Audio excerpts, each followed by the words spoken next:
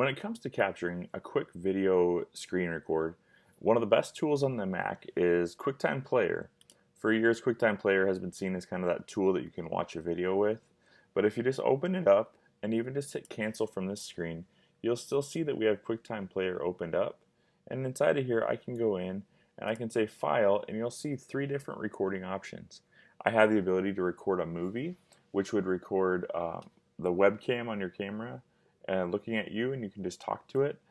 This can be often useful if a student's using a Mac, or if you're using a Mac to show a demonstration of something in the class, you can just quickly open this camera.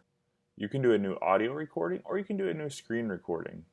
So if I go to new screen recording, I'm going to show you that one today. Click on new screen recording. It says which area of the screen do you want to capture. You can capture any or all of it. Sometimes a teacher might like to have a screen part over here and a script on the side that's not being recorded, but they at least know what they want to say. I do have some options. This is where I can choose if I'm using my microphone.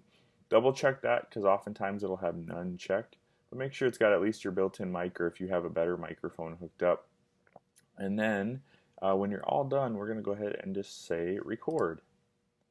When you start recording, it's recording whatever happening in this little letterboxed area here. As soon as it records in this letterbox area, you can do all of your demonstration, show what you need to, bring things into that area. And when you are done, you just go ahead and click on this stop button up here, and now you have a video.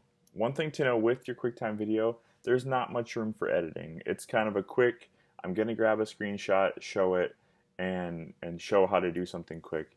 I'm not going to get a ton of editing features unless I put it into something like iMovie or another editing program later on. So that's just a quick hit at how you can use QuickTime to make a screen recording.